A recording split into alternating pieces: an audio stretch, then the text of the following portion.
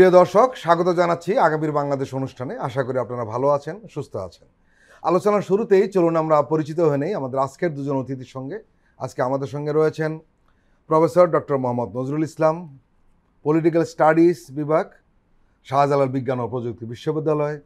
রয়েছেন মোশাররফ আহমদ ঠাকুর, সাবেক ছাত্রনেতা, এখন শিক্ষক এবং রাজনৈতিক বিশ্লেষক। আপনাদের দুজনকেই স্বাগত জানাচ্ছি। আমরা শুরুতেই যাব প্রফেসর নজরুলের কাছে। প্রফেসর নজরুল, আপনার নিশ্চয়ই দৃষ্টি আকর্ষণ হয়েছে যে বাংলাদেশ, পাকিস্তান, চীন এই ত্রিপক্ষীয় একটা জোট তৈরি হয়েছে এবং লক্ষ্য মূলত অর্থনৈতিক সহযোগিতা, এবং এটা হয়েছে মূলত বেজিংয়ের তৎপরতায়। পাকিস্তানকে প্রথম তারা রাজি করিয়েছে, পরে বাংলাদেশকে রাজি করিয়েছে এবং শেষ পর্যন্ত এই জোটটা তৈরি হয়েছে। এই বিষয়টিকে আপনি কিভাবে দেখছেন? এটি একটি খুবই স্বাভাবিক একটি ঘটনা, কারণ একটি রাষ্ট্র তার অর্থনৈতিক উন্নয়ন সহ অন্যান্য যে দিক এবং বিভাগ আছে মানুষের জীবনের, সেগুলির নিরাপত্তা এবং সমৃদ্ধি আনয়নের লক্ষ্যে একটি দেশ অথবা একাধিক দেশের সাথে এভাবে সম্পর্ক তৈরি করতে পারে। তো বাংলাদেশ স্বাভাবিকভাবেই দ্বিপাক্ষিক সম্পর্ক এবং বহুপাক্ষিক সম্পর্কের মধ্যে পৃথিবীর বিভিন্ন দেশের সাথে জড়িত আছে। তো এই জননাটা খুব স্বাভাবিক। আর অন্যদিকে চিন্তা করলে চীন এবং পাকিস্তান দুটি আমাদের প্রতিবেশী রাষ্ট্র। চীনের দূরত্ব আমাদের থেকে খুব বেশি না, আর একসময় তো আমরা পাকিস্তানেরই অংশ ছিলাম। তো এখনো আমরা আঞ্চলিক একটা জায়গায় আছি এই অঞ্চলে, বিশেষ করে সাউথ এশিয়া। চীন যদিও সাউথ এশিয়ার মধ্যে না, তারপরে খুব কাছাকাছি, জিওগ্রাফিক্যাল যে কন্টিগিউটি এটা খুবই ক্লোজ। তো সেই হিসেবে চীন এবং পাকিস্তানের সাথে এই জোট বাংলাদেশ যে উদ্দেশ্যে সম্পৃক্ত হয়েছে, যেটা আপনি বললেন অর্থনৈতিক সমৃদ্ধি, এর বাইরে শিক্ষা, স্বাস্থ্য, তারপর বিনিয়োগ, এরপরে যে পানি সম্পদের যে ব্যবস্থাপনা এবং উন্নয়ন, এই জায়গাগুলি অত্যন্ত গুরুত্বপূর্ণ জনমানুষের জন্য, মানুষের জীবনযাত্রা মান উন্নয়নের জন্য। এবং এক্ষেত্রে এই তিনটি রাষ্ট্র ঐক্যবদ্ধভাবে যে পরিকল্পনা নিবে এবং সেটার বাস্তবায়ন করবে, এর মাধ্যমে কেবল বাংলাদেশ নাই, তিনটি রাষ্ট্রই লাভবান হবে। বিশাল একটি জনসংখ্যা কিন্তু তিন রাষ্ট্র মিলে। অ্যাবসলিউটলি। চীন একটা বিশাল জনবহুল একটি দেশ, আমরা জানি। পাকিস্তানেরও বেশ ভালো জনসংখ্যা, বাংলাদেশ মিলে প্রায় 40 কোটি মতো মানুষ। বলতে গেলে আপনি প্রায় 200 কোটি মানুষ এই তিনটি দেশের মধ্যে আমরা বসবাস করছি। তো কাজেই এটি খুব স্বাভাবিক একটা ঘটনা আমি মনে করি। তবে এক্ষেত্রে কারো কারো মধ্যে একটি দ্বিধা বা সংশয় কাজ করতে পারে বর্তমান প্রেক্ষাপটে। কারণ আমরা জানি কিছুদিন আগে বাংলাদেশের একটি সরকারের একটি পট পরিবর্তন ঘটেছে, নতুন একটি সরকার প্রতিষ্ঠিত হয়েছে এবং খুব শীঘ্রই আমরা আশা করছি যে একটা নির্বাচনের মাধ্যমে আবার একটি সরকার আসবে। আর এর বাইরে আঞ্চলিক এবং আন্তর্জাতিক যে পরিবর্তিত পরিস্থিতি রয়েছে, তো সেই হিসেব করলে অনেকের মধ্যে এটা একটা সংশয় তৈরি হতে পারে যে তাহলে এটা কি অন্য কোনো দেশের বিরুদ্ধে কাজ করার জন্য কোনো জোট তৈরি হয়েছে কিনা বা কাজ করবে কিনা। তো সেক্ষেত্রে আমরা দেখলাম যে গণমাধ্যমে যে স্টেটমেন্ট আসছে, এই জোট যে তিনটি দেশ তৈরি করছেন, তারা কিন্তু সুস্পষ্টভাবে বলেছেন যে এই জোট কোনো তৃতীয় পক্ষের বিরুদ্ধে পরিচালিত হবে না। তার মানে আমরা মনে করছি যে অত্যন্ত ন্যায়সঙ্গতভাবেই এবং বুদ্ধিভিত্তিকভাবেই এই তিনটি দেশের যে বিরাট একটি জনসংখ্যা রয়েছে, তাদের অর্থনৈতিক এবং জীবনযাত্রার মান উন্নয়নের জন্য এই জোট গঠিত হয়েছে। এটা কোনো সামরিক অথবা রাজনৈতিক জোট নয়, এটা বেসিক্যালি একটা অর্থনৈতিক এবং জনসাধারণের জীবনযাত্রার মান উন্নয়নের জন্য পরিচালিত হবে এরকমের একটা জোট। কাজেই আমি এটাকে ইতিবাচকভাবেই দেখতে চাই। মোশাররফ আহমদ ঠাকুর, আপনি বিএনপি রাজনীতির সঙ্গে রয়েছেন, ছাত্রদল করতেন সক্রিয়ভাবে ঢাকা বিশ্ববিদ্যালয়ে। আপনাদের দলের সঙ্গে চীনের একটা ঘনিষ্ঠ সম্পর্ক রয়েছে অনেক আগের থেকেই, এবং আমরা লক্ষ্য করলাম এই মুহূর্তে সম্ভবত আপনাদের বেশ কয়েকজন নেতা চীনে রয়েছেন, দলের মহাসচিব সহ। এই যে তিনটি দেশ মিলে ত্রিপক্ষীয় একটা প্ল্যাটফর্ম গঠন করলো, এইখানে কিন্তু বলা আছে যে শিল্প, বাণিজ্য, মেরিটাইম অ্যাফেয়ার্স, জলসম্পদ, জলবায়ু পরিবর্তন, কৃষি, মানব সম্পদ, থিঙ্ক ট্যাঙ্ক, স্বাস্থ্য, শিক্ষা, সংস্কৃতি ও যুব সমাজ সংক্রান্ত ক্ষেত্রগুলোকে তারা পারস্পরিক সহযোগিতা করবে। এবং এখানে স্পষ্ট বলা রয়েছে যে কোনো তৃতীয় পক্ষের লক্ষ্যবস্তু নয়। এর মানে ঘুরে ফিরে যেটা হলো, আসলে মূলত এখানে জনগণের জীবনযাত্রার মান উন্নয়নের জন্য যা দরকার সেই কাজটাই এই তিন দেশ মিলে করবে। এবং এটা বেশ কিছুদিন আলোচনা হচ্ছিল, বাংলাদেশ হিসাব নিকাশ করেছে যে যাবে কি যাবে না, শেষ পর্যন্ত এটা হয়েছে। এবং কুনমিনে যে বৈঠকটা হলো, এবং সেই বৈঠকের প্রতি আমরা বিস্তারিত জানতে পারলাম যে আসলে সেখানে কি কি হয়েছে। রাজনৈতিক নতুন প্রেক্ষাপটের কথা বলছিলেন প্রফেসর নজরুল। এখানে দুটো দিক। একটি দিক হলো যে আমরা দীর্ঘদিন ধরে একটা পররাষ্ট্রনীতি বলতে আমরা দিল্লি দ্বারা নিয়ন্ত্রিত হতাম, সেখান থেকে বাংলাদেশ বেরিয়েছে। আরেকটি বিষয় হলো যে এর মাধ্যমে ইউরোপ বা আমেরিকা বিরক্ত হয় কিনা সেই প্রশ্ন সামনে এসেছে। আপনি গোটা বিষয়টিকে কিভাবে দেখছেন? সারা পৃথিবী জুড়ে আন্তর্জাতিক রাজনীতির প্রশ্নে একটা উনি প্রফেসর সাহেব আরও ভালো বলতে পারবেন যে একটা শব্দ আছে, তুমি যদি যুদ্ধ না করতে চাও তাহলে যুদ্ধের সক্ষমতা অর্জন করো। তুমি যুদ্ধ যদি না করতে চাও তাহলে যুদ্ধের সক্ষমতা অর্জন করো। তাহলে আমি আপনাকে বলছি যে আজকে যে চায়না, পাকিস্তান এবং বাংলাদেশ মিলে যে একটা জোট হচ্ছে, অর্থনৈতিক জোট, এই অর্থনৈতিক জোটটার মাধ্যমে বাংলাদেশ, পাকিস্তান এবং চায়না, এই 200 কোটি মানুষের এই তিনটা দেশ যদি অর্থনৈতিকভাবে এগিয়ে যায়, সম্পর্কটা যদি আরও গভীর হয়, তাহলে আমরা মনে করি যে আমরা কখনোই তৃতীয় পক্ষ আমাদের উপর কোনো যুদ্ধ চাপিয়ে দিতে পারবে না। এইটা একটা বড় বিষয় এখানে অর্জনের দিকটা। আরেকটা হচ্ছে যে বিভিন্ন পত্রিকায় আছে, ভারতের বিজেপির সভাপতি এবং স্বরাষ্ট্রমন্ত্রী তিনি বলেছেন যে সিন্ধ পানি চুক্তি ভারত নবায়ন করবে না। যেটা পাকিস্তানের সাথে। কেন করবেন না? আপনি ফারাক্কার পানি চুক্তি নিয়ে টালবাহানা করেন, আপনি তিস্তার পানি চুক্তি নিয়ে বাংলাদেশের মানুষকে টালবাহানা করেন, আপনি আমার বর্ষার সময় আমাকে ডুবিয়ে মারেন, শুকনার সময় আমাকে শুকিয়ে মারেন, কেন করবেন না? তো ভারত, আমি আপনাকে বলি যে আজকে ভারত বেসিক্যালি সবাইকে যুদ্ধের হুমকি দিয়ে যাচ্ছে এবং তার প্রতিবেশী একটি দেশের সাথেও তার কোনো সুসম্পর্ক নাই। সেই পরিপ্রেক্ষিতে আমি মনে করি আজকে যে চায়নার যে টেকনিক্যাল ক্ষেত্রে বা চায়নার প্রযুক্তিগত দিক থেকে যে চায়না যে এগিয়ে আছে, আমাদের ছেলেমেয়েরা যদি চায়নার এই প্রযুক্তিগত সহযোগিতাটা পায়, তাহলে আমরা মনে করি যে আমরা বাংলাদেশে প্রযুক্তির একটা নতুন দ্বার উন্মোচনে আমরা সক্ষম হব। আমাদের বাংলাদেশের অর্থনৈতিক চেহারা আমার ধারণা অনেক ক্ষেত্রে পাল্টে যাবে এবং আমাদেরকে যে মাঝে মধ্যে কেউ কেউ চোখ রাঙানি দেয়, দিল্লির সাউথ ব্লক থেকে আমাদের পররাষ্ট্রনীতি যে নিয়ন্ত্রণের চেষ্টা হয়, এটা বন্ধ হয়ে যাবে। তো এই জন্য আমি মনে করি যে এই যে অর্থনৈতিক সহযোগিতার যে চুক্তিটা, এই চুক্তিটা আরও এগিয়ে যাবে ভবিষ্যতে এবং আমি মনে করি এটা আমাদের সুড়ঙ্গের শেষ প্রান্তে হলেও একটি ভালো আলোর পথ আমাদেরকে দেখাচ্ছে। এর মানে আমরা বলতে চাচ্ছেন যে এই যে জোটটা হলো, এটা দক্ষিণ এশিয়ার ভূ রাজনীতিতে একটা প্রভাব ফেলতে পারে। দক্ষিণ এশিয়ার ভূ রাজনীতিতে প্রভাব তো ফেলবেই। আমি মনে করি গোটা বঙ্গোপসাগর এবং সাউথ চায়না সি, এই অঞ্চল মিলিয়েই একটা অঞ্চলে, পুরো অঞ্চলেই একটা নতুন অর্থনৈতিক ক্ষেত্রে একটা প্রভাব তো ফেলবেই। আমেরিকা কি রাগ হয়ে যেতে পারে কিনা?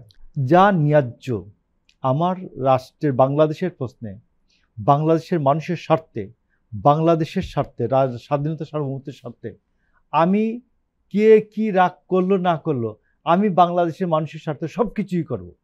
এটাই হচ্ছে বাংলাদেশ জাতীয়তাবাদী দল। প্রফেসর নজরুল, আমরা একটা অন্য প্রসঙ্গে যাই। সেটি হলো গত 3টি নির্বাচন, একটি নির্বাচন 14তে দেখা গেল যে 153 জন বিনা প্রতিদ্বন্দ্বিতা নির্বাচিত হয়ে গেল, মানে সরকার গঠনের জন্য যে আসন দরকার সেটা হয়ে গেল। 18 হলো রাতের নির্বাচন, আর 24 এসে আমি এবং ডামির নির্বাচন। এই নির্বাচন যারা দায়িত্বে ছিলেন তারা কিন্তু দায়িত্বটা পালন করেননি, বরঞ্চ উল্টোটা করেছে। যার কারণে বিএনপি একটা সিদ্ধান্ত নিয়েছে যে 3 নির্বাচনে সিইসিদের বিরুদ্ধে মামলা করবে। এবং এই প্রশ্নটা কিন্তু আরো আগে উঠেছে যে তাদের ভাবে একটা পদক্ষেপ নেওয়া দরকার ছিল। কিন্তু আমরা দেখলাম যে অন্তর্বর্তীকালীন সরকার এই বিষয়ে তেমন একটা তৎপরতা হয়নি এবং তৎপরতা দেখায়নি। বিএনপি শেষ পর্যন্ত তৎপরতা দেখাচ্ছে। আপনি কিভাবে দেখছেন বিষয়টি? বাংলাদেশে বিগত যেমন 2000, আপনি যেটা বলেন 2014, 2010 নির্বাচন নিয়ে অনেক কোশ্চেন আছে, আমরা নাই গেলাম সেই কোশ্চেনে। 2014 নির্বাচন, ওটা তো নির্বাচনই হয় না, নির্বাচনের আগেই মানে আনকনটেস্টেড মানে গভর্নমেন্ট ফর্মড হয়ে গেছে। তো 2000 এরপরে 18 নির্বাচন, এটা আমরা সবাই জানি যে রাতের বেলা নির্বাচন হয়ে গেছে। 2024 নির্বাচনও একই অবস্থা, বিরোধী দল বিহীন একটি একতরফা নির্বাচন হয়েছে। কাজে তিনটি নির্বাচনের কোনো ক্রেডিবিলিটি নাই। এবং এটা শুধু আমাদের ন্যাশনালি বা লোকালি নয়, এটা internationally it is well accepted, well agreed upon the fact that এটা কোনো নির্বাচন ছিল না। তো এখন এই নির্বাচনে যারা দায়িত্ব পালন করছেন তাদের কি অবস্থা হবে? আমি তো বরং বিএনপিকে ধন্যবাদ দেব যে বিএনপি এই কোশ্চেনটি রেইজ করেছে এবং বিএনপি যথাযথভাবে বলেছে যারা এই সকল ডামি নির্বাচনে যারা ভূমিকা পালন করেছে তাদের অবশ্যই অ্যাকাউন্টেবিলিটির আওতায় আনা উচিত। তার কারণ হচ্ছে, যেটা বারবার আমরা দেখি, যারা সরকারের বিভিন্ন পর্যায়ে দায়িত্ব পালন করেন, আপনি পুলিশ বলেন অথবা এমনকি অনেক সময় এর বাইরে যারা সরকারি ফোর্স আছে, তারা অনেক সময় একটা কথা বলে যে আমরা তো অর্ডার পালন করতে বাধ্য হয়েছি। আমাদের কনস্টিটিউশন ক্লিয়ারলি বলছে যে যে সুপিরিয়র যে অর্ডার যেখান থেকে আসবে, যে সুপিরিয়র যে অথরিটি যারা আছে, তারা যদি কোনো আনকনস্টিটিউশনাল ইলিগেল কোনো অর্ডার দেয় তার পালন করতে বাধ্য না। কাজে এখন পুলিশের আইজি এটা বললে হবে না যে প্রাইম মিনিস্টার অফিস থেকে আমাকে বলছে ছাত্রদের উপরে গুলি চালানোর, আর আমি গুলি চালাই দিলাম। এটা হবে না, এটা তাকে আওতায় আনতে হবে। তো কাজে আজকে বিএনপি যেটা বলেছে এটা সঠিক বলেছে। এবং আমি তো মনে করি বিএনপি কেন বলবে, এই গভর্নমেন্টটি তৈরি হয়েছেই হচ্ছে এই ছাত্রদের রক্তের উপরে। যদি আজকে জুলাই আগস্টে যদি এই মুভমেন্ট না হতো তাহলে এই গভর্নমেন্টের কোনো অস্তিত্ব নাই। আজকে যারা উপদেষ্টা পরিষদে যারা আছেন তাদের কোনো অস্তিত্ব নাই। যদি এই মুভমেন্ট যদি সাকসেসফুল না হতো, শুধু এই ছাত্ররা না, বিরোধী দলগুলি, বিএনপি, জামাত ইসলামী সহ অন্যান্য যে বিরোধী দলগুলি আছে বা যারা এই মুভমেন্টের যারা স্টেক হোল্ডার, যারা গুরুত্বপূর্ণ ভূমিকা পালন করেছে, যারা এই রেভলিউশন এবং মুভমেন্টকে যারা সাকসেসফুল করেছে, তাদের অবস্থাটা কি হতো আপনি চিন্তা করেন। তাদের হয় ফাঁসি হতো, না হয় তাদের জীবন তামা করে ফেলতো, তাদের অর্থনীতি, রাজনীতি, সমাজ, সংস্কৃতি, তাদের ব্যক্তিগত জীবন, পারিবারিক জীবন তছনছ করে ফেলতো। তো কাজে আজকে যারা এই অন্যায়গুলি করেছে এবং এই নির্বাচনগুলি যদি সুষ্ঠু হতো তাহলে কি হতো? তাহলে দেখা যেত একদল হয়তো যারা ক্ষমতাসীন ছিল, ইনকামবেন্ট, তারা হয়তো ক্ষমতায় আসতে পারতো না। কিন্তু এমন তো হতো পরের নির্বাচনে অথবা একটা দুইটা নির্বাচনের পরে তারা আবার ক্ষমতায় আসতো। একটা সুন্দর যে একটা ডেমোক্রেটিক পলিটিক্যাল প্রসেস, এইটা টিকে থাকতো। কিন্তু সেই ডেমোক্রেটিক পলিটিক্যাল প্রসেসটাকে স্পয়েল করে দিয়েছে এই নির্বাচন কমিশনের দায়িত্বে যারা ছিল বা অন্যান্যরা যারা ছিল। আজকে সময়ের দাবি হচ্ছে এই সরকারের, আমি তো মনে করি যে কারো বলার আগে এই গভর্নমেন্টের নিজ থেকে উচিত উইলিংলি যে যারা এই ডামি এবং ফার্সিক্যাল নন ক্রেডিবল ম্যানিপুলেটিভ ইলেকশনগুলি যারা করেছে তাদেরকে আইনের আওতায় আনা এবং তাদের সুষ্ঠু বিচার করা, যাতে ভবিষ্যতে যারা নির্বাচন কমিশনে আসছে বা এই দায়িত্ব জনগণের অধিকার প্রতিরক্ষার, অধিকার প্রোটেকশন দেওয়ার দায়িত্ব যাদের হাতে, যারা ভবিষ্যতে আসবেন, তারা যাতে এরকমের কাজ ভবিষ্যতে আর না করতে পারেন, সেজন্য তাদেরকে অবশ্যই আইনের আওতায় আনা উচিত। এটা শুধু মানুষ আমি বলবো না যে যারা এই জুলাই আগস্টে আন্দোলন করছে তাদের স্বার্থে না, কেবল এটা দেশের স্বার্থে, জাতির স্বার্থে এটা করা উচিত। প্রিয় দর্শক, আমরা এখন একটি বিরতি নিচ্ছি, আপনারা আমাদের সঙ্গেই থাকুন।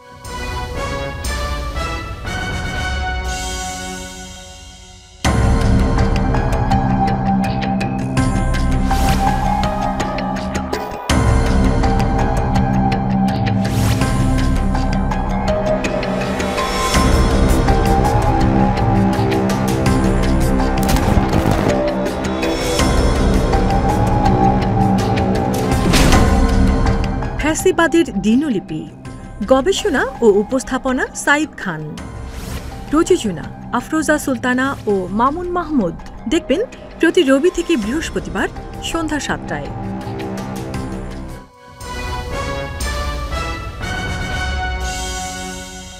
আবারও স্বাগত আগামীর বাংলাদেশ অনুষ্ঠানে। আজকে আমাদের সঙ্গে আলোচনায় রয়েছেন প্রফেসর ডক্টর মোহাম্মদ নজরুল ইসলাম, রয়েছেন সাবেক ছাত্রনেতা মুশাররফ আহমেদ ঠাকুর। অনেকদিন পর মনে হয়েছে যে বিএনপি একটা ভালো উদ্যোগ নিয়েছে, যেটা সব জায়গাতে প্রশংসিত হচ্ছে। কারণ এই সিইসিদের বিরুদ্ধে মানুষের অভিযোগের অন্ত নেই, ক্ষোভের অন্ত নেই।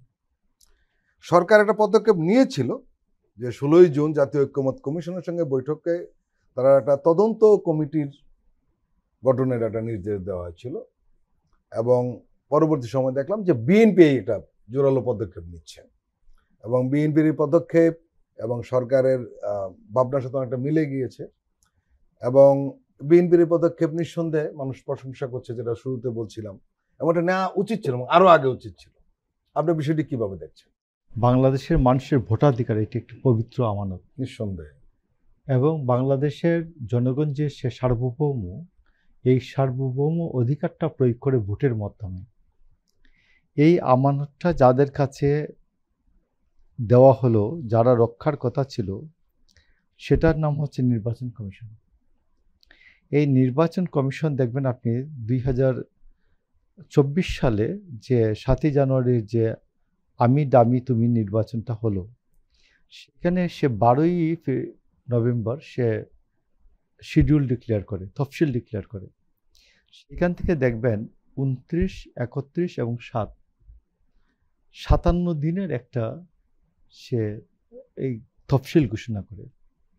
বাংলাদেশের ইতিহাসে কখনো এই 57 দিনের মতো এত লম্বা তফসিল কখনোই হয় নাই। মানে সে দিয়েছে, এই তফসিলটা দিয়েছে এই জন্য যে যাতে আওয়ামী লীগ আমি দামি নির্বাচনের জন্য প্রচুর সময় পায় এবং সে গুছিয়ে নিতে যেন পারে। গুছিয়ে নিতে পারে। তো এই কারণে প্রথমেই 24 সালের যে আমি দামি নির্বাচন, এই নির্বাচন করার দায়ে হাবিবুল আউয়াল কমিশনের প্রত্যেককেই প্রসিকিউট করা উচিত, প্রত্যেকেই আইনের আওতায় আনা উচিত। 18 নির্বাচন আপনি জানেন যে সকালে 9টার সময়, 9:30 সাড়ে 9টার সময় সারা বাংলাদেশে সবাই জেনে গেছে যে নির্বাচনটি আগের রাত্রে ব্যালট বাক্স স্থাপন করা হয়েছে এবং এখানে ব্যালট বাক্স ভরে ফেলা হয়েছে 30%, 50%, আরও বেশি কোনো কোনো ক্ষেত্রে। তো এই ক্ষেত্রে যে নির্বাচন কমিশন যেটা পারতো, সে ইলেকশনের প্রসিডিউরটা বাতিল করে দিতে পারতো সকালেই, তাই হওয়া উচিত ছিল। 11টা 12টায়। সে করে নেই। 14 সালে যখন দেখলো যে 153 আসনে বিনা প্রতিদ্বন্দ্বিতায় নির্বাচিত হয়ে গেছে, সেই নির্বাচনটা তারাও বাতিল করে দিতে পারত। তো এই 3টা নির্বাচন কমিশনকে আইনের আওতায় অবিলম্বে আনা উচিত, এবং তারা যদি প্রসিকিউটেড হয় এবং গ্রেফতার হয় এবং একটা দৃষ্টান্তমূলক শাস্তি পায়, তাইলে ভবিষ্যতে সবাই অন্তত সাবধান থাকবেন যে জনগণের ভোটাধিকার নিয়ে, যেটা কখনই এক্সচেঞ্জেবল না, কখনই এটা নিয়ে হেলাফেলা করা যায় না, এইটা একটা সতর্ক বার্তা হবে আমি মনে করি। এবং সেই ক্ষেত্রে আমি আপনাকে আরও বলি যে এই 3টা নির্বাচনের ক্ষেত্রে যারা রিটার্নিং অফিসার ছিলেন, 64 জন রিটার্নিং অফিসার, এই 64 জন রিটার্নিং অফিসারকে আইনের আওতায় আনা উচিত। 64 জন এসপি, এরা আইনের আওতায় আসবেন।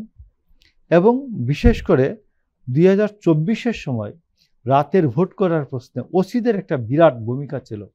ওসি এবং তার সাথে সুনির্দিষ্ট কয়েকজন পুলিশ অফিসার থাকতো। এরা সব জায়গায় গিয়ে ভোটের বাক্স রাত্রে ব্যালট কেটে নিজেরা সিল টিল মেরে ভোর 4টা-5টা পর্যন্ত এই কাজটা করছেন। এইটা প্রত্যেকটা কনস্টিটিউয়েন্সিতে যদি সাক্ষী নেওয়া হয় যে এইখানে কারা ভোট ডাকাতিতে, আমি দামি নির্বাচনে ভোট ডাকাতিতে 2018 সালে ভোট ডাকাতিতে কারা অংশ নিয়েছিল, 2024-এ 2018-তে 18-তে যে রাতের ভোটটা যেটা আছে, তো রাতের ভোটটাতে আমি জানি আমার কনস্টিটিউয়েন্সি যে হবিগঞ্জ 2 বানিয়াচং আজমেরীগঞ্জ, ওই আসনে একেবারে রাত্রে 10:30 থেকে ভোর 5টা পর্যন্ত বানিয়াচংয়ের ওসি রাশেদ মোবারক এবং তার একজন এসআই আব্দুস সালাম, এই 2 জন সমস্ত জায়গায় ভোর 5টা পর্যন্ত ভোট ভরেছে ব্যালটে। এবং তারা সকালবেলা 9টা থেকেই তারা ইচ্ছাকৃতভাবে আওয়ামী লীগকে দিয়ে গোলমাল করেছে। তো ফোন করেছে যে আমাদের এখানে গোলমাল হচ্ছে, এবং এই ওসি রাশেদ মোবারক এবং এই তার পরকন্দাজ সাব ইন্সপেক্টর আব্দুস সালাম, এরা গাড়িতে করে ব্যালট বাক্স নিয়ে গেছে, ওইখান থেকে একটা সাদা ব্যালট বাক্স খালি উঠাই নিয়ে আসছে, আর ওইখানটা ব্যালট বাক্স প্রতিস্থাপন করে দিয়ে আসছে। তো আমি আপনাকে বলতেছি, আমি ওইখানে চিফ কোঅর্ডিনেটরের দায়িত্ব পালন করছিলাম 2018-তে আমার নির্বাচন আমার এলাকার নির্বাচনটাতে। ওইখানে খেলাফত মজলিসের আমির সাহেব এখন যিনি, উনি নির্বাচনটা করেছেন জোটের পক্ষ থেকে। তো এইটা আমি যেমন জানি যে এইখানে কারা এই ঘটনাটি করেছে, ও আরেকজন ছিলেন এই অ্যাডিশনাল এসপি শৈলেন চাকমা, এই তিনজন ছিলেন এই ভোট ডাকাতির নায়ক 2018-তে। তো প্রত্যেকটা কনস্টিটিউয়েন্সিতেই আপনি পাবেন 2, 3, 4, 5 জন পুলিশ এই কাণ্ডটা করেছে রাত্রে। এখন তো- সবার মনে আছে, তো এটা সবার টাটকা মনে বিষয়, আছে। সবাই তো চেনে, জি। তো আপনি এইটা আমার মনে হয় যে 300টা কনস্টিটিউয়েন্সিতে 300টা মামলা তো হতেই পারে, এবং মামলাটা খুব বেশি লোককে দিয়ে না, 4, 5, 7 জনকে দিয়ে মামলাটা হবে। মামলাটা এই 1 সপ্তাহ 10 দিনের মধ্যে চার্জশিট হবে, এবং চার্জশিট হওয়ার পরে এবং যে এদেরকে ডাকা হবে আদালতে। যদি না হাজির হয় একতরফা রায়ে, একতরফা বিচারে যাবে, এবং এটা আগামী 3 মাসের মধ্যেই বিচারের আলো দেখা সম্ভব, একটা অগ্রগতি দেখা সম্ভব। আমি মনে করি যে আমাদের ছাত্র ভাইয়েরা যারা জুলাই অভ্যুত্থানে সামনে ছিলেন, সামনের কাতারে ছিলেন, এবং সকল রাজনৈতিক দল তাদেরকে সহযোগিতা করেছে, এই কাজটা এখনই হতে পারে, এখনই 18কে প্রথম হতে পারে, 24কে তারপর, এবং 18টা স্পেসিফিক্যালি প্রত্যেকেরই ধারণা আছে। এবং আমি 18 নির্বাচনের পরপর আমি বেশ কয়েকটা শোতে বলেছিলাম, টক শোতে বলছিলাম যে আওয়ামী লীগ 18তে যা করলো, সে কোনোদিন পুলিশ ছাড়া আর নির্বাচনের মাঠে যেতে পারবে না, এটা ডিসাইডেড হয়ে গেছে। তো এটা আওয়ামী লীগ শেষ হইতে আরো 5 এবং এই ফাঁকে একটু 5.5 বলে রাখি, বছর লাগবে। ঠাকুর ভাই একটু বলে রাখি, আপনি নিশ্চয়ই জানেন 18 নির্বাচনের পর কিন্তু এমপি কেউ থানার ওসি মানতো না, এক্স্যাক্টলি, বলতো যে আমরা তো আপনাকে হ্যাঁ, পাশ করেছি, হ্যাঁ। আপনি তো করেননি। কোনো এমপিকে ওসিরা পাত্তা দিতেন না, কোনো আওয়ামী লীগের কর্মীদেরকে পুলিশ অফিসাররা পাত্তা দিত না, বলতো আপনারা তো এমপি বানান নাই, আমরা এমপি বানিয়েছি, আমরা আপনাদেরকে ক্ষমতায় রেখেছি। তো এই কাণ্ডটা যে এখন আমার কথাটা হচ্ছে যে পুলিশরা, যেটা আমার আমানত রক্ষার দায়িত্ব ছিল, সে এই আমানতের ডাকাতি করেছে, এর বিরুদ্ধে তো মামলা হতেই পারে। এবং এখানে রাষ্ট্রের বিরুদ্ধে চক্রান্ত, সার্বভৌমত্বের বিরুদ্ধে চক্রান্ত, 120 আছে, 120 কোয়া আছে পেনাল কোডের, এই ধারাগুলিতে মামলা হতে পারে। তো এতে আমি মনে করি যারা আমাদের প্র্যাকটিসিং লয়ার, আমরা তো পড়াই, বাট যারা প্র্যাকটিসিং লয়ার আছেন তারা আরও ভালো বলতে পারবেন। তাদের পরামর্শ নিয়ে আমার মনে হয় 300 কনস্টিটিউয়েন্সিতে আগামী 1 সপ্তাহের মধ্যে 300টি মামলা হতে পারে। প্রফেসর নজরুল, জুলাই ঘোষণাপত্র নিয়ে ব্যাপক আলোচনা হচ্ছে, এটা আসলে অনেক আগে এটা সমাধান হওয়া উচিত ছিল, কিন্তু আমরা লক্ষ্য করছি যে এটা অনেক দূর চলে গেছে, এবং ধারণা করা হচ্ছে যে হয়তো জুলাই মাসে এই জিনিসটা প্রকাশিত হবে। বিএনপি শুরুর দিকে এটার ব্যাপারে বেশি আগ্রহী ছিলেন না, এখন তারাও আগ্রহ দেখাচ্ছেন, এবং আমরা যতটুকু জানি যে সরকারের পক্ষ থেকে এটা মোটামুটি একটা খসড়াও তৈরি হয়ে গিয়েছে। বলা হচ্ছে ইউনাইটেড পিপুলস বাংলাদেশ, যেটা আপ বাংলাদেশ আহ্বায়ক ও জুলাই গণঅভ্যুত্থানের অন্যতম সংগঠক আলী হাসান জুনায়েদ একটা কথা বলেছেন যে জুলাই ঘোষণাপত্র ছাড়া রাষ্ট্রে জনগণের অধিকার আদায় করা সম্ভব নয়। আপনি জানেন যে এই আলী হাসান জুনায়েদ খুব বড় ভূমিকা রেখেছেন, তাকে তার জাতীয় নাগরিক কমিটিতে আসার কথা ছিল, নানান কারণে দ্বিমত হওয়ার কারণে তারা নতুন একটি সংগঠন করে আপ বাংলাদেশ নামে। এটা ঠিক রাজনৈতিক দল নয়, এটা প্রেসার গ্রুপের মতো, এবং তারা এখন এইগুলো নিয়ে কথা বলছে।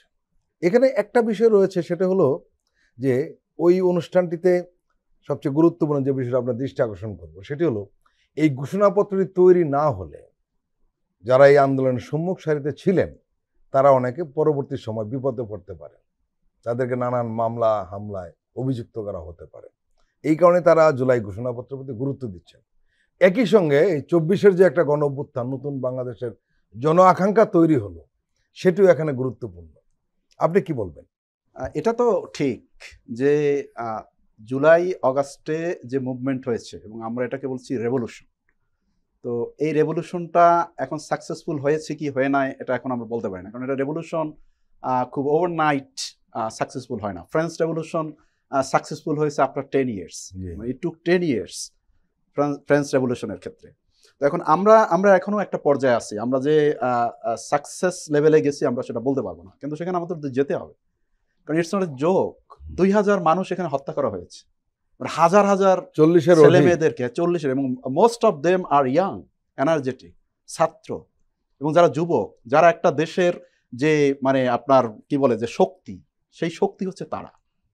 তো এরপরে এই রকমের একটা অবস্থার পরে এটাকে কি করতে হবে? এটাকে তো জীবিত রাখতে হবে। এবং এইটা এখন it has become the part of the history of Bangladesh. এটা সাধারণ কোনো সরকার পরিবর্তন নয়, এটা একটা ম্যাসিভ স্কেলের একটা গণ অভ্যুত্থান লিডিং টু এ রেভলিউশন। তো সেই জায়গাটা এখন এটাকে কিভাবে আপনি ইতিহাসের অংশ করে রাখবেন? আপনার 1776-এ যখন যেটাকে আমরা বলি আমেরিকান রেভলিউশন, সেখানে যে আমেরিকান ডিক্লারেশন যেটা ছিল, which was drafted by Thomas Jefferson, যে আমেরিকার 3rd প্রেসিডেন্ট হয়েছিলেন, সেখানে কি কথাগুলি কি ছিল? যে যার ভিত্তিতে এই রেভলিউশনটা হয়েছে, সেই আদর্শ, সেই লক্ষ্য, সেই উদ্দেশ্য, সেগুলিই আসছে যে কেন আমরা এই রেভলিউশন করছি। থমাস জেফারসন কি বলেছে? We hold this truths to be self evident that all men are created equal. এই যে বক্তব্য, that they are endowed by their creator with certain inalienable rights, that these are the life, liberty and the pursuit of happiness. এই যে পৃথিবীর সব মানুষ সমান, এখানে কোনো ভেদাভেদ নেই, এবং যে যে যে স্বাধীন জীবনের অধিকার, স্বাধীনতা এবং সুখের অন্বেষণ, এই এই এই আদর্শ তো ছিল ওই রেভলিউশনের পশ্চাতে ভিত্তি হিসেবে। আমাদের এরকম একটা লাগলো কেন? এরকম একটা রেভলিউশন লাগলো কেন? আমরা বাংলাদেশ তো একটা ডেমোক্রেটিক স্টেট ছিল এবং কনস্টিটিউশনের একটা ডেমোক্রেটিক স্টেট ছিল। এখনো বাংলাদেশের কনস্টিটিউশন ডেমোক্রেসির কথা বলা হয়েছে, কিন্তু 2010 সাল থেকে আমরা কি সেই ডেমোক্রেসি দেখছি? মোটেই না।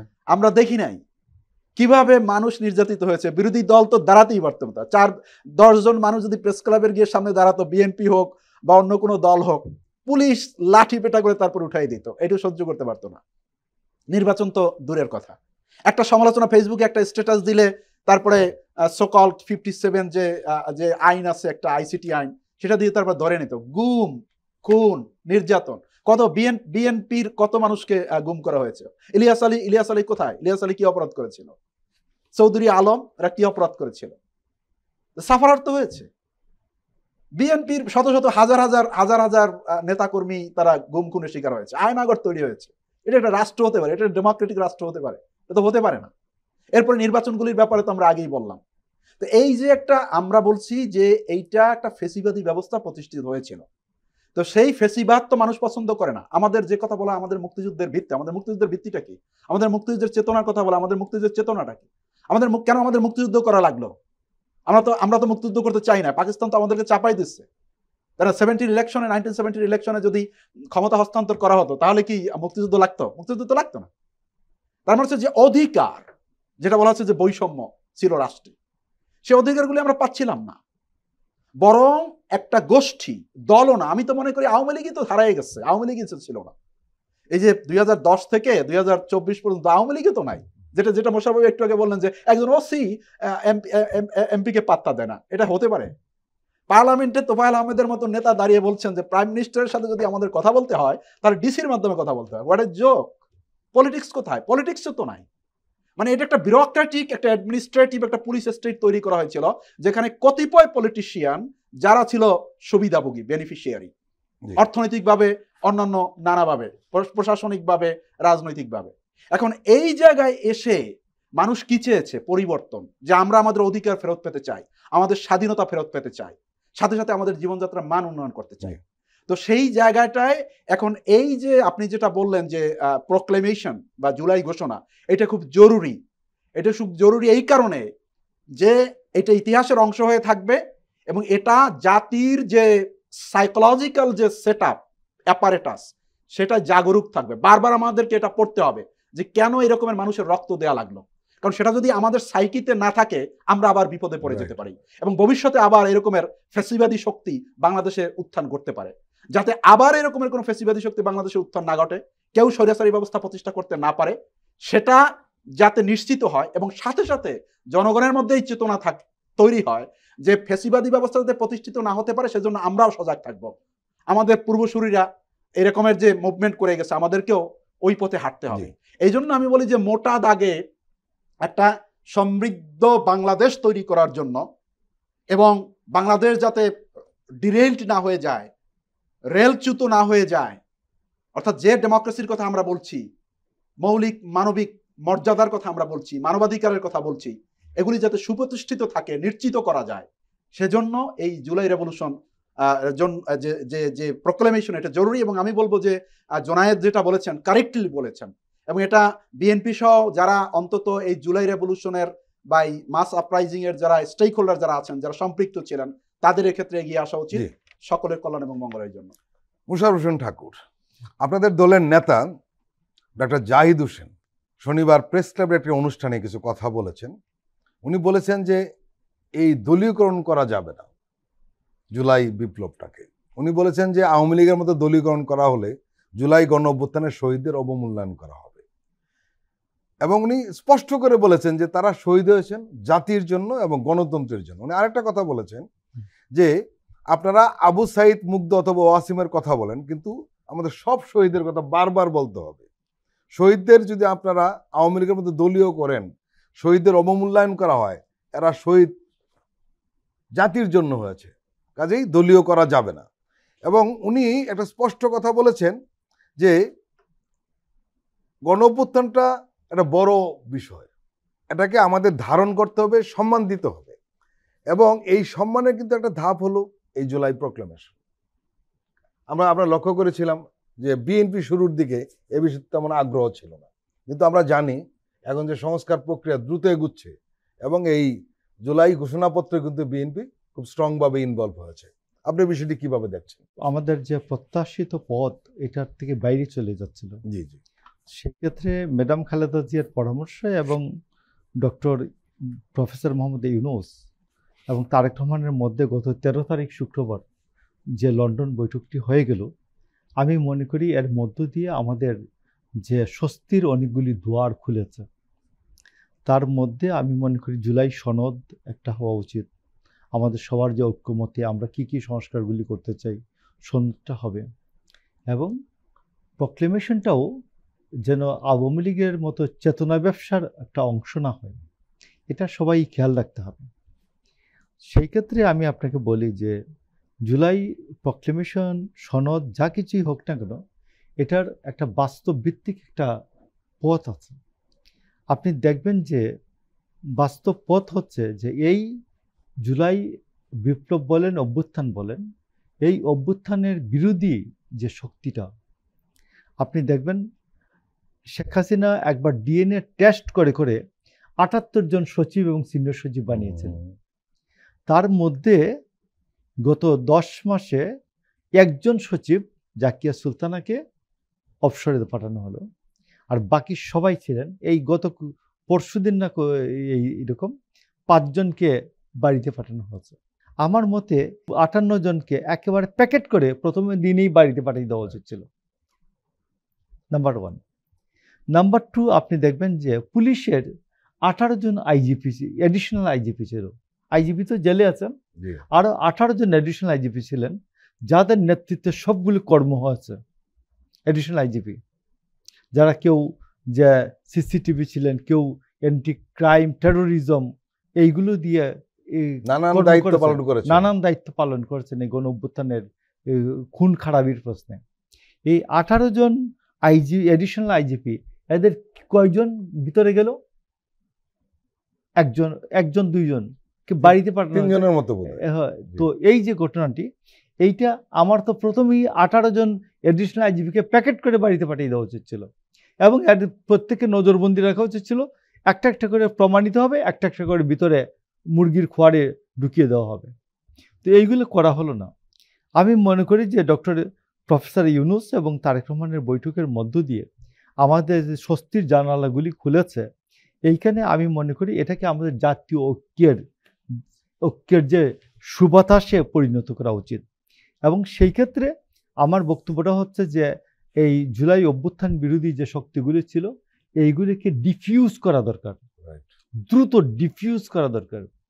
এবং আমি মনে করি যে বাংলাদেশের মানুষের যে আমরা বলি বাংলা এই রাষ্ট্রের মালিক জনগণ, এই রাষ্ট্রের মালিক জনগণ 5 বছরে একদিনের জন্য মালিক হবেন, একটা ভোট দিয়ে তার মালিকানা শেষ হয়ে যাবে, আমরা তা মনে করি না। তারেক রহমান মনে করেন যে গত 16 তারিখও তিনি আমাদেরকে ডেকেছিলেন একটা ফোরামে, ডেকে বলেছেন যে আপনারা দেখবেন, এটা খেয়াল রাখবেন যে জনগণের মালিকানাটা আমাদের সংবিধানের 7-এর 1 অনুচ্ছেদ অনুযায়ী এই রাষ্ট্রের মালিক জনগণ। All power belongs to the people. এইটা যেন একদিনের জন্য না হয়, জনগণ যেন প্রতিদিন ক্লেম করতে পারে যে এই রাষ্ট্রের মালিক আমি, রাইট। প্রতিদিনই যেন বলতে পারে এই রাষ্ট্রের মালিক জনগণ। এইটার ব্যবস্থাটা কি?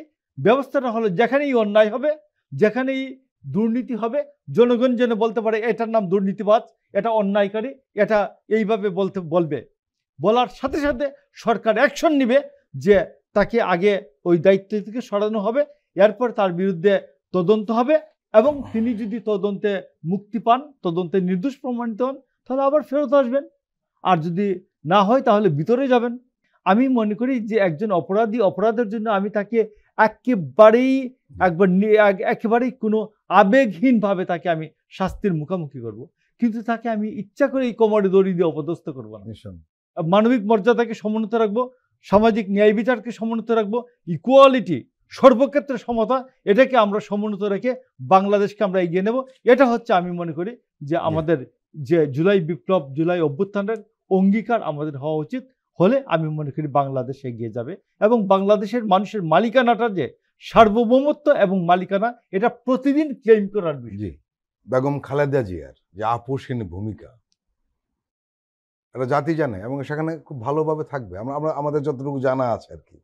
না, এটা সবাই ওইটা নিয়ে যাতে বিরোধে না জড়ায়। রাইট। আমি বললাম যেমন আমাদের কিন্তু ইতিহাস কিন্তু থেকে শিক্ষা নেওয়া উচিত। 1954 সালে যুক্তফ্রন্ট নির্বাচনে যে বিরাট বিজয়টা অর্জিত হয়েছিল, সেই বিজয়টা নস্যাৎ হয়ে গেছিল পরবর্তী 2 বছরের মধ্যে, এবং তার অন্যতম একটা বড় কারণ ছিল এই যে অনৈক্য তৈরি হয়েছিল।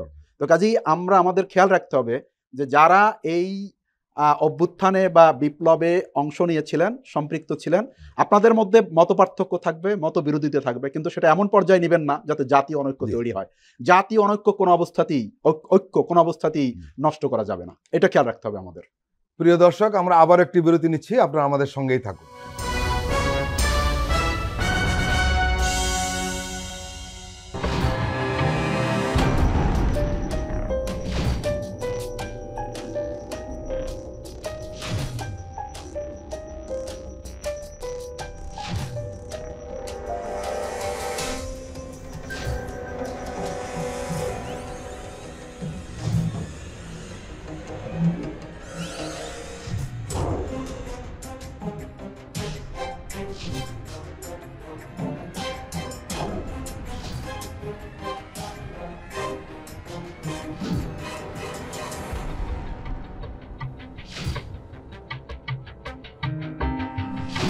কেমন আছে অর্থনীতি দেখবেন প্রতি সোম ও মঙ্গলবার রাত 10:20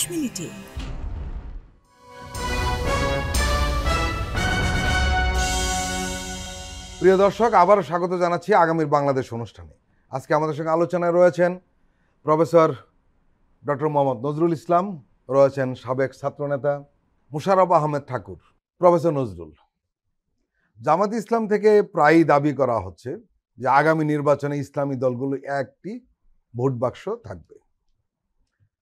আরও কয়েকটা রাজনৈতিক দল থেকে, বিশেষ করে ইসলামী আন্দোলন থেকেও কিন্তু বলা হচ্ছে যে এবার ইসলামিক দলগুলোর ভোট এক বাক্সে পড়বে। কিন্তু আমরা অতীতে দেখেছি যেটা সম্ভব হয়নি, ইসলামিক দলগুলোর মধ্যে কখনো ঐক্য গড়ে ওঠেনি নানা কারণে। বিশেষ করে জামাত ইসলামের সঙ্গে কওমি মাদ্রাসার যারা রয়েছেন, হেফাজতে ইসলাম যে যারা সাপোর্ট করছে, তাদের সাথে একটা দূরত্ব ছিল। আমরা জানি দূরত্বটা কমে আসছে, কিন্তু এটাকে আদৌ কি আসলে একটি বাক্স ভোট বাক্স থাকবে? এটাকে সম্ভব হবে? আপনার কি মনে হয়? পলিটিক্স হচ্ছে স্ট্রাগল ফর পাওয়ার।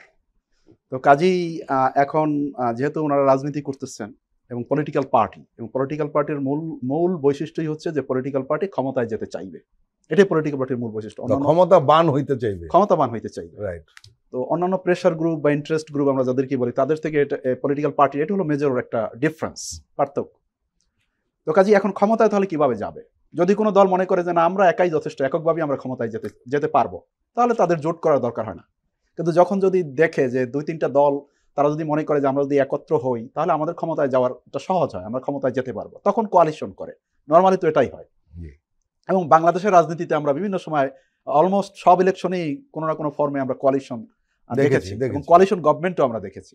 তো এটা খুব স্বাভাবিক। তো তো এখন যেটা আছে যে বাংলাদেশে এখন বলতে গেলে সর্ববৃহৎ এখন রাজনৈতিক দল বললে বিএনপি কি বলতে হবে, বাংলাদেশ জাতীয়তাবাদী দল, শহীদ প্রেসিডেন্ট জিয়াউর রহমানের প্রতিষ্ঠিত। তো বিএনপি এখন যেটা ধারণা, পারসেপশন, পাবলিক পারসেপশন, সেটা হচ্ছে যে বিএনপি যদি এককভাবেও এখন নির্বাচন করে তাহলে বিএনপির সে ক্যাপাসিটি আছে ক্ষমতায় যাওয়ার, হয়তো কনস্টিটিউয়েন্সিতে উইন করার, অর্থাৎ আসন সংখ্যা কম বেশি হতে পারে, কিন্তু 150 তো লাগে ক্ষমতায় যেতে, নির্বাচনে জিতে, তো সেটা বিএনপি হয়তো পেতে পারে। তো কাজে বিএনপি হয়তো ওইভাবে কোয়ালিশনে নাও যেতে পারে বা কারোর সাথে এরকমের কোয়ালিশনে করার ইন্টারেস্ট শো নাও করতে পারে। তো বিএনপির বাইরে যে দলগুলি আছে এর দলগুলির একটাও এরকমের নেই যে তারা এককভাবে ক্ষমতায় যাবে, মনে হয় না আর কি। This is also hour perception, public perception, এটাই বাস্তবতা। তো কাজে তারা এখন ক্ষমতাসীন হতে পারে। এখন আপনি যেটা বললেন যে এখানে ইসলামিক পার্টি, বিশেষ করে জামাত ইসলামী সবচেয়ে বড় এখন ইসলামী রাজনৈতিক দল আমরা বলবো।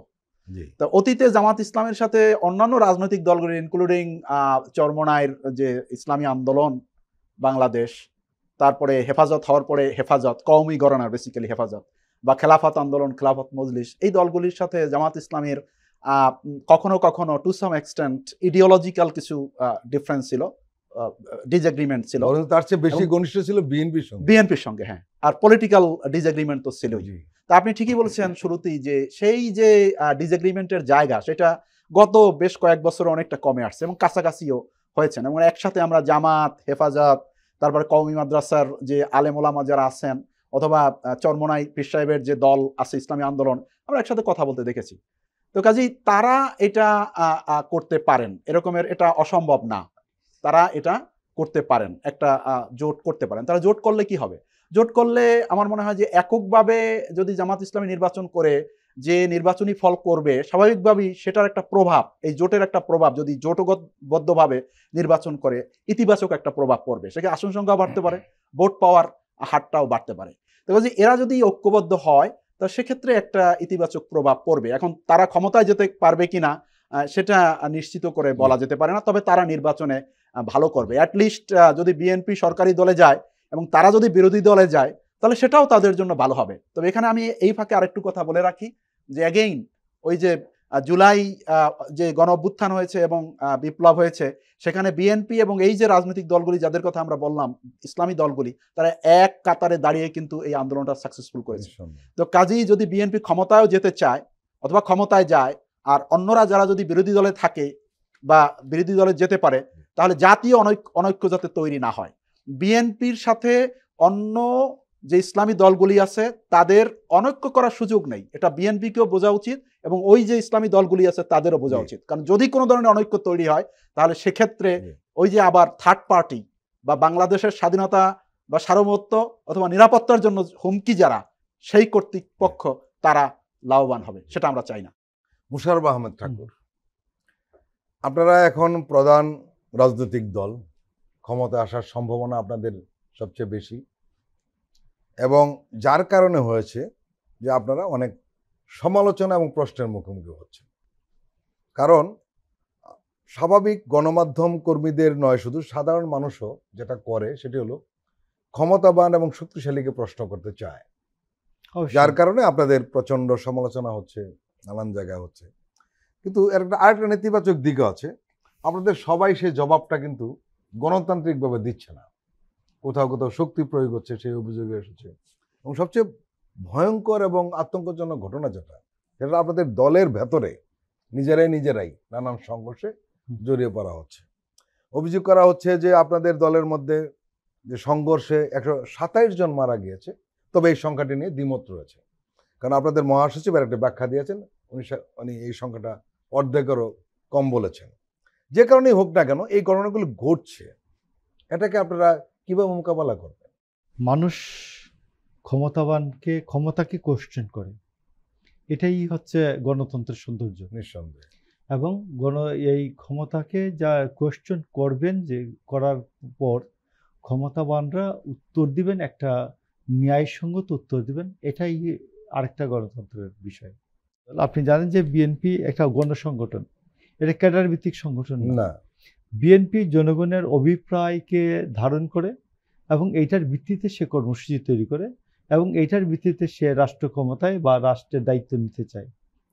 তো সেই ক্ষেত্রে আমরা বলি যে আমাদের প্রায় 3000 নেতাকর্মীকে বিভিন্ন জায়গায় বিভিন্ন অভিযোগে বহিষ্কার করা হয়েছে এবং সর্বশেষ কিছু কিছু ক্ষেত্রে বহিষ্কারের যে অভিযোগগুলিতে বহিষ্কার করা হয়েছে সেগুলো কি থেমেছে?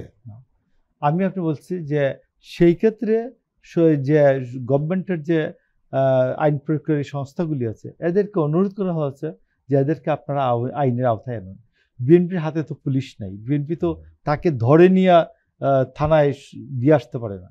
তো সেই ক্ষেত্রে এটা বোধহয় বিএনপি বোধহয় একটু এক্সিট করতে চায়, কারণ হলো আমার দলের একজন নেতা চাঁদাবাজি করবেন, প্রমাণিত হলো, আপনারা বলছেন আমি কিছু করতে পারবো না, পুলিশ ধরবে, এটা হলো?